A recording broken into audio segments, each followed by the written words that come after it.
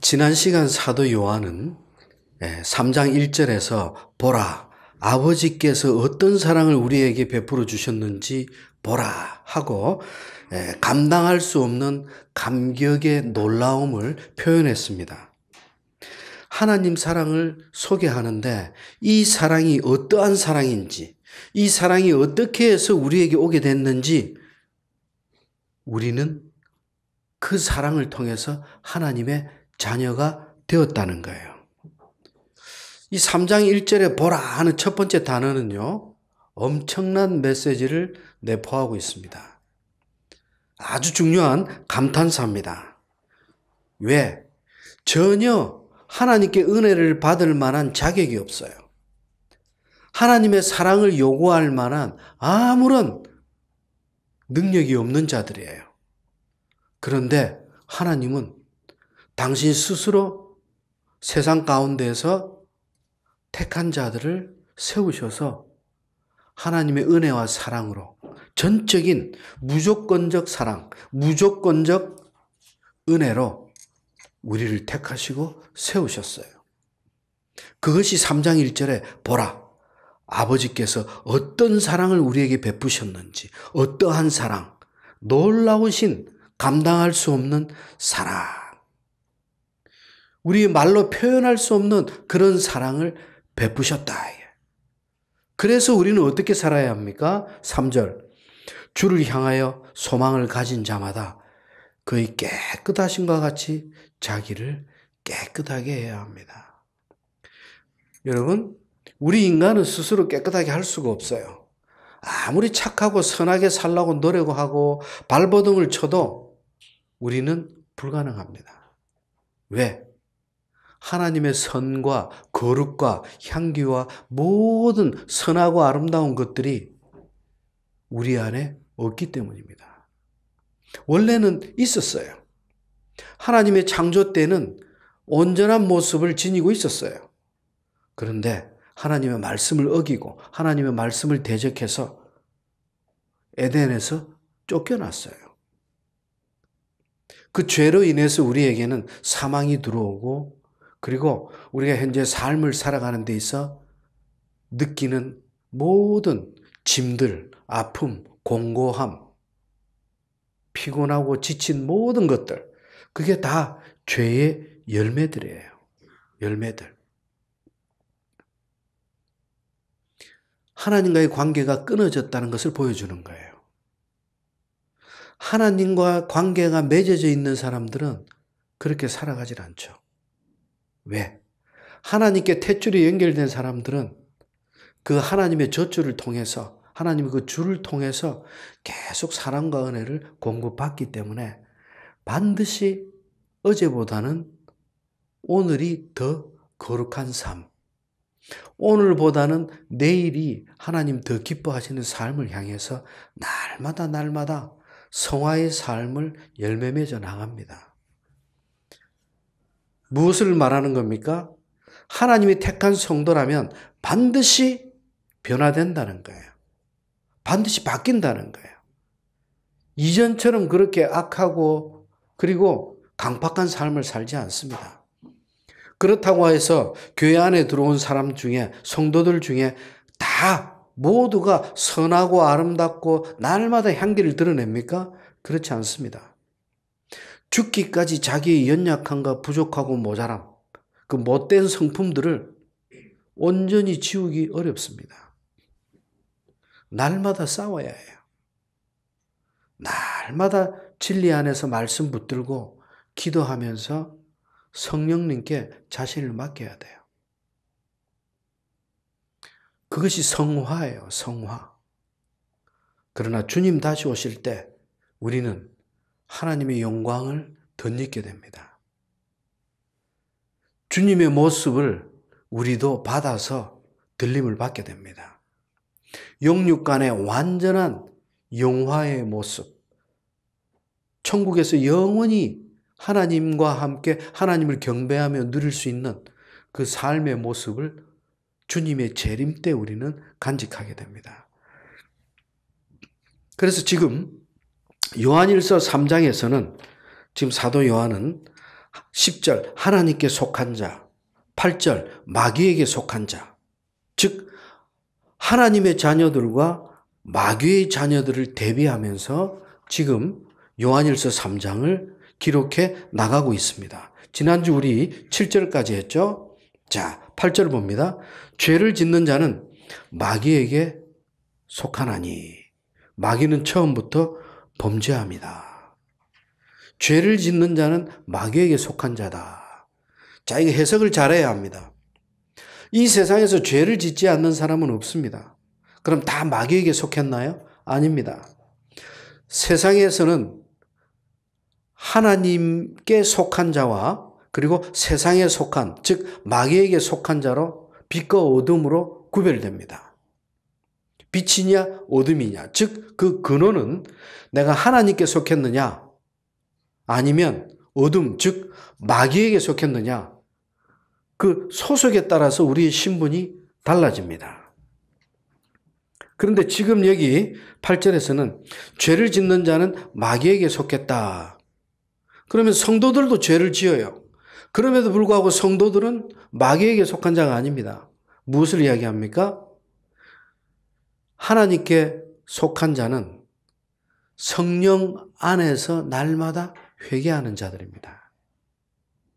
그래서 지금 여기 죄를 짓는 자는 하는 것은 지금 9절에도 나오죠. 하나님께로부터 난 자마다 죄를 짓지 않는다. 하나님께 난 자는, 속한 자는 죄를 짓지 않는다. 이것도 같은 표현이에요. 하나님의 성도들이 죄를 짓지 않는다는 뜻이 아니라 이미 사도 요한은 1장 8절과 10절에서 누구든지 죄 없다 하면 거짓말하는 자들이라고 이미 선포했어요. 세상이나 성도들이나 다 죄인들입니다. 우리는 하나님 앞에 죄사함을 받았어요. 예수 그리스도의 십자가 복음을 영접하고 우리의 영혼은 온전히 깨끗하게 하나님의 영으로 충만한 상태로 죄사함을 다 깨끗이 받았어요. 그럼에도 불구하고 우리는 죽기까지, 주님 다시 오실 때까지 우리가 입고 있는 이 육체로 인해서, 왜 육체 때문에 죄가 아직도 내 안에 머물러야 합니까? 이 육체는 영원한 것이 아니에요. 썩어질 육신입니다. 한 줌의 죄로 돌아갑니다. 그래서 이 썩어질 육체로 인해서 우리는 아직 죄성에 머물러 있어요. 그래서 날마다 우리는 육체와 성령 가운데서 영적 전쟁을 벌여야 돼요. 8절 하반절은 하나님의 아들이 나타나신 목적을 기록합니다. 마귀의 일을 멸하기 위해서. 인간을 미혹시켜서 죄짓게 만드는 마귀. 그 하나님을 떠나서 자기의 소속으로 만들어서 멸망시키기 위해서 자기의 자녀로 만들고자 하는 그 사탄. 마귀의 일을 멸망시키기 위해서 하나님의 아들이, 즉 예수 그리스도께서 이 땅에 오셨다는 거예요. 그러면 하나님께서 마귀의 일을 멸하는 것은 어떤 열매로 나타납니까? 즉 마귀에게 속했던 영혼들을 하나님의 자녀로 다시 구별해서 분류시키십니다. 그리고 마귀는 영원히 돌아오지 못할 이제 곳으로 갇히게 됩니다. 즉 마귀에게 속했던 우리, 죄로 인해서 사망에 놓여졌던 우리가 하나님의 자녀로, 마귀의 자녀에서 하나님의 자녀로 소속이, 신분이 바뀐 거예요. 그것이 이신칭의의 역사입니다. 사망에서 생명으로 옮겨진 거예요. 그래서 누구든지 그리스도 안에 있으면 새로운 피조물이다. 이전 것은 지나갔으니 보라 새 것이 되었도다. 여러분, 내 안에 그리스도의 영이 임하시면 우리의 삶은 변화됩니다. 반드시 변화됩니다. 그러면 오늘날 세상에 지탄받고 있는 우리 교회와 성도들의 변하지 않는 모습은 무엇입니까? 아직 하나님의 영으로 지금 연단받거나 자라지 못한 상태다. 아직 성령 충만한 상태로 믿음이 아직 세워지지 못한 겁니다. 왜? 하나님의 자녀는 반드시 세상 가운데서 하나님의 영광을 드러냅니다. 그런데 오늘날 교회와 우리 목회자들과 성도들이 세상보다 더 앞장서서 하나님의 영광을 가리죠. 네. 새로운 피조물이라. 그리스도 안에 있으면 새로운 피조물이라. 거듭난다는 거예요. 반드시 변한다는 거예요. 그래서 하나님께로부터 난 자. 그리고 9절에 보면 하나님께로부터 난 자. 하나님께로서 났음이라. 마귀의 종로로 하던 자들이 이제 하나님의 자녀로 변화된 거예요. 이것이 예수 그리스도께서 이 땅에 오신 목적입니다.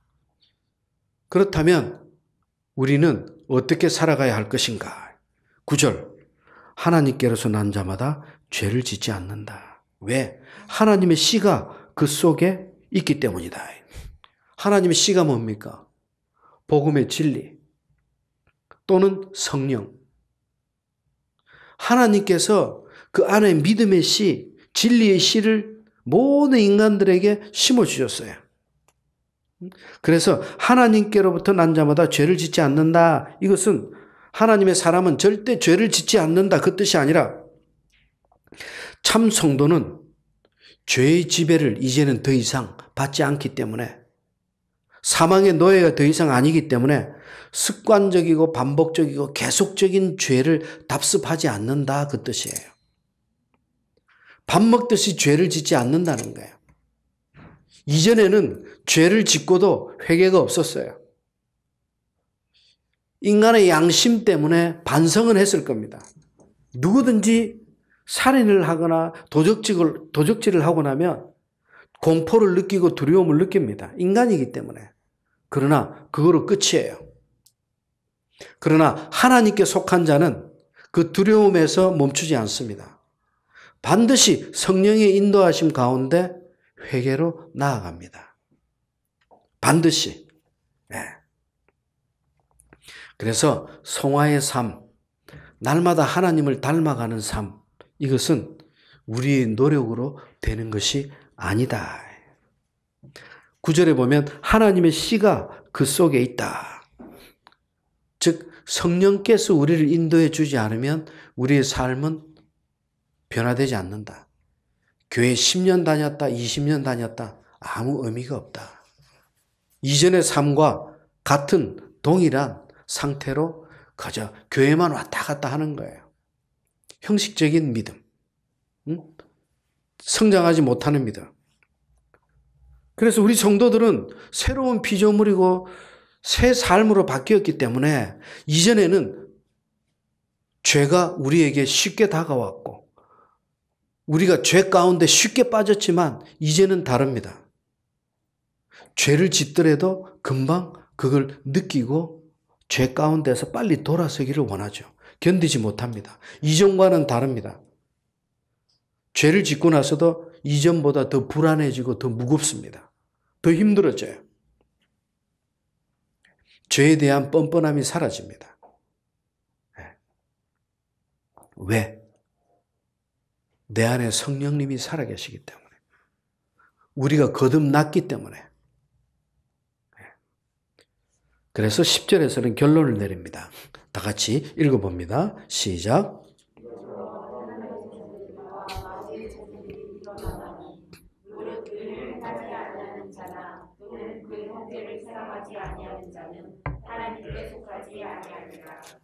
아멘.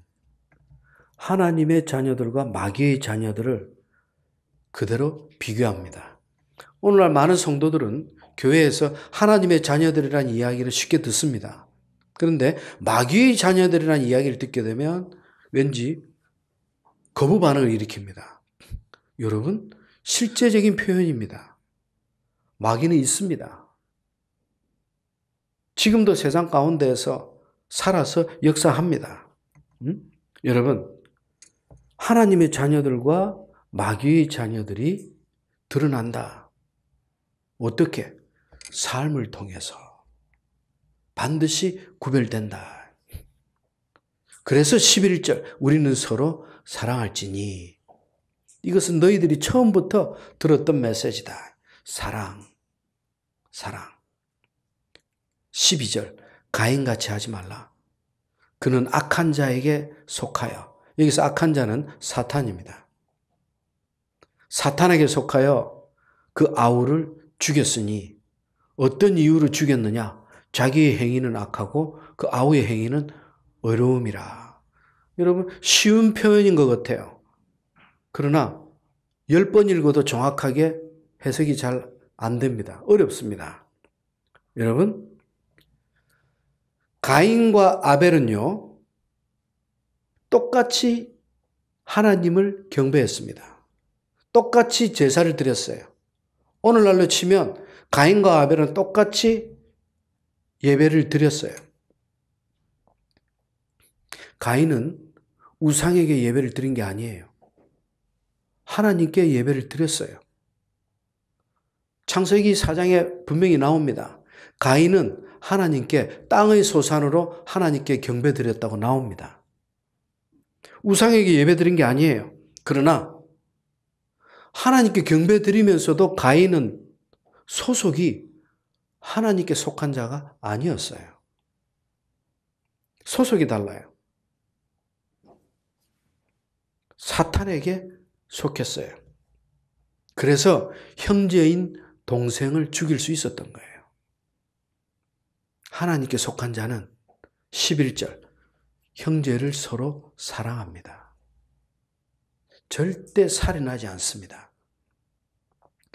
하나님께 속한 자는 계속해서 형제를 미워할 수가 없기 때문입니다. 여러분 성도들도 다른 성도들을 미워할 수 있습니다. 인간의 기본적인 감정입니다. 그러나 그것을 미움을 품고 계속해서 그 미움을 붙들고 그를 대적하지는 못합니다. 만약에 그렇게 신앙생활을 하고 있다면 이 사람은 거짓 성도입니다. 아직은 참 성도가 아닙니다. 둘 중에 하나입니다. 왜? 하나님께 속한 자는 12절 끝에 반드시 의를 품고 있기 때문에.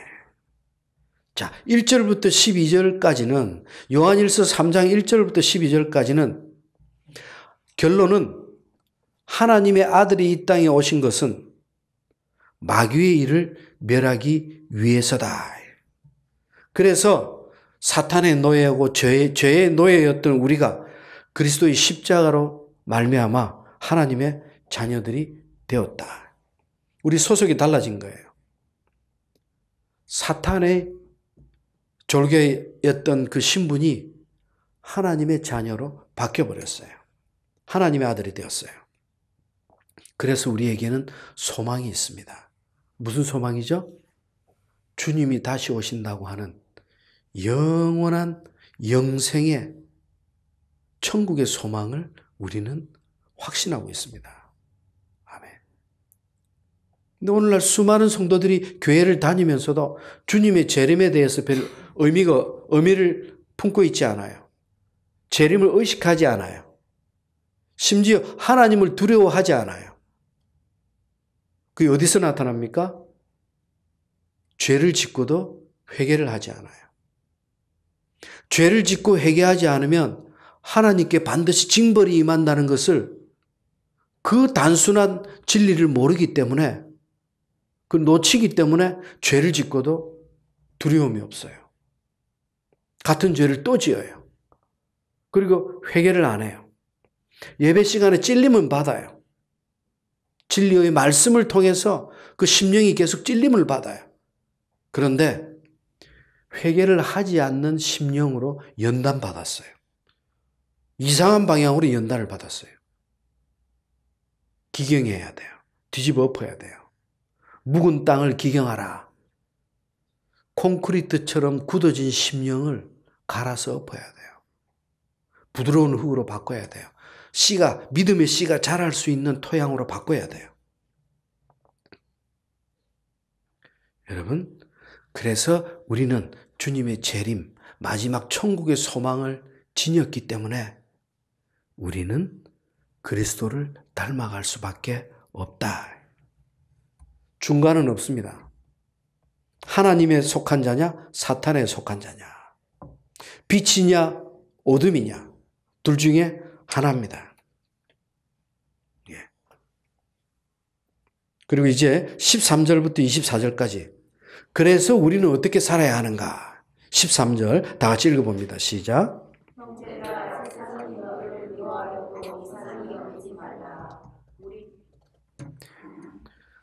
세상이 너희를 미워해도 이상하게 여기지 말라. 세상이 우리를 왜 미워합니까? 왜 미워할까요?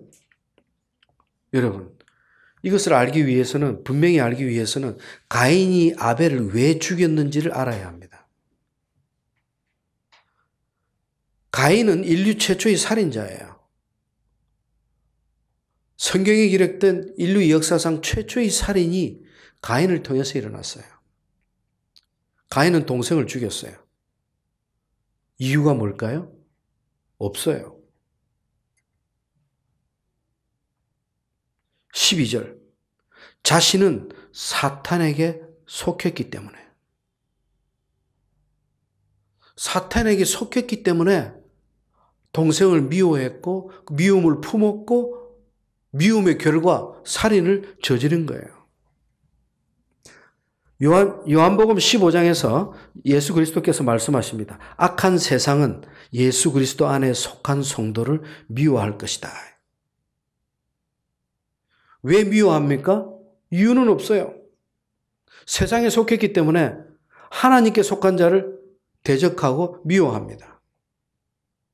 어둠이 빛을 싫어하는 것과 마찬가지예요. 어둠이 왜 빛을 싫어합니까? 빛을 비추면 자신의 모든 것이 다 드러나요. 정체가 하나하나 다 드러나요. 자신이 밝혀지니까. 자신의 어둠, 즉 자신의 죄와 그 더러운 것들이 남에게 드러나게 되니까 싫어하는 거예요. 그러면 하나님께 속한 자는 서로 어떻게 해야 하느냐. 14절. 우리가 형제를 사랑함으로 사망에서 옮겨 생명으로 들어갔다. 형제 사랑입니다. 교회 안에서 성도와 성도들이 서로 사랑하고, 가정에서 부모와 자녀 간에, 남편과 아내 간에, 부부 간에 서로 사랑하고. 여러분, 가정이 천국이 되지 못하면요, 믿음의 천국은 없습니다. 하나님께서는 이 땅의 천국의 모형으로 교회와 가정을 이 땅에 세우셨어요. 교회보다 가정이 우선합니다. 하나님께서 가정을 먼저 창조하셨어요. 아담과 하와를 먼저 둘이 연합해서 하나 되게 하셨어요. 둘이 연합해서 믿음 안에서 하나님을 경배할 때 그것이 둘셋이 모인 곳이 예수 그리스도가 함께하는 교회가 되는 거예요. 여러분, 남편과 아내가 서로 사랑하지 않으면서 교회에 와서 하나님을 사랑한다? 거짓이에요. 성도들이 부모를 공경하지 않으면서 영원한 성부 하나님이신 아버지이신 하나님을 공경한다? 거짓말이에요. 내 가정이 먼저 천국이 돼야 돼요. 가정이 천국을 이룬 성도들이 모여서 예배 드릴 때 교회는 저절로 천국의 향기를 드러내게 돼요.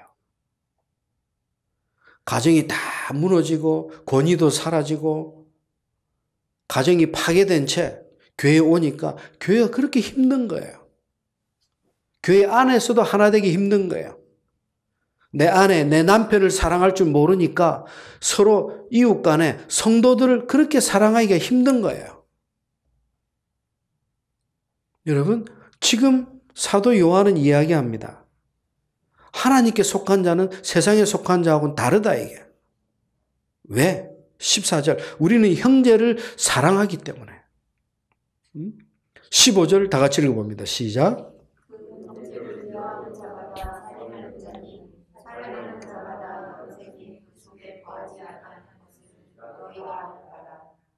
아멘. 하나님의 자녀들은 당연히 필연적으로 형제를 사랑한다는 거예요. 하나님의 백성인 성도는 당연히 자기 아내를 사랑하고 내 남편을 사랑하고 자기 자녀들을 사랑한다는 거예요. 하나님을 사랑한다 하면서 내 아내를 사랑하지 않는다는 것은 그건 위선이고 사기죠. 거짓이에요. 어둠의 열매예요. 어둠의 열매. 응? 그러나 아내를 사랑하기 때문에 형제를 사랑하기 때문에 구원을 얻을 수 있는 건 아니에요. 그럼 구원의 조건이 아니에요. 구원의 열매예요. 열매.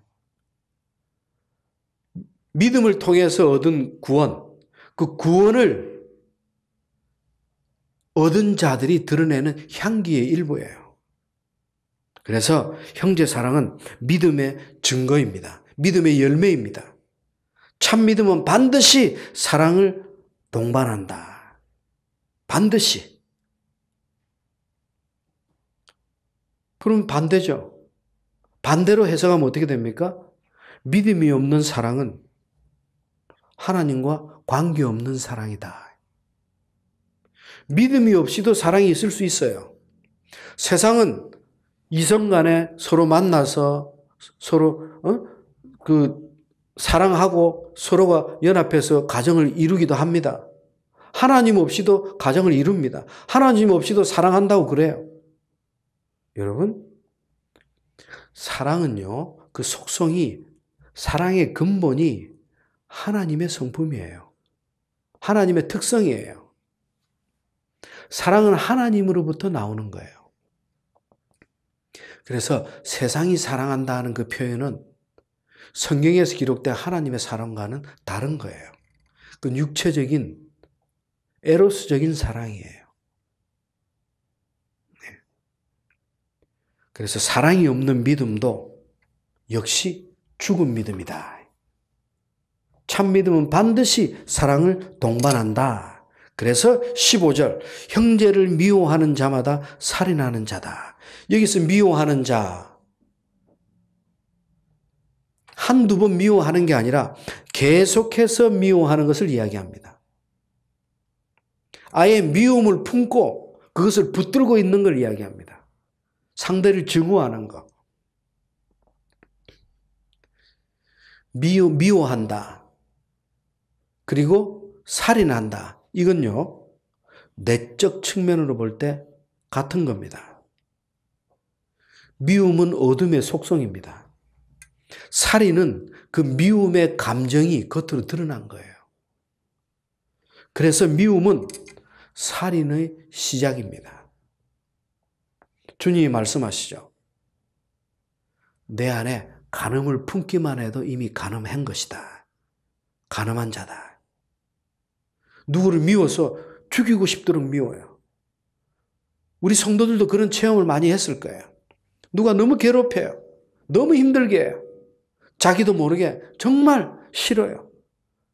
때론 죽이고 싶어요. 저 사람이 없어졌으면 좋겠어. 여러분, 내 마음에 살인을 품은 거예요. 이미 살인을 행한 거예요.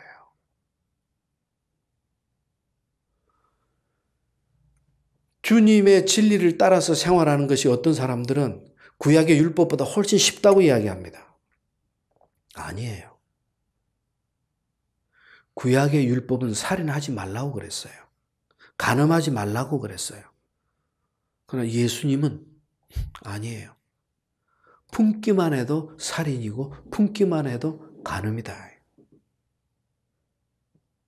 율법의 완성의 법이 더 거룩한 거예요. 여러분, 내 안의 미움, 내 안의 어둠을 쫓아야 합니다. 내 안에 혹시 미움을 품고 시기를 품고 누군가를 대적함을 품고 있다면 빨리 기도하심으로 이를 쫓아야 합니다. 남을 미워하면 내가 먼저 파괴됩니다. 내가 먼저 쓰러져요. 자기가 더 큰 손해를 봅니다. 그래서 복을 누리는 자는 사랑합니다. 그래서 15절은 형제를 미워하는 자마다 살인하는 자다. 미움과 살인을 동일한 특성으로 지금 보고 있습니다. 16절 다 같이 읽어봅니다. 시작.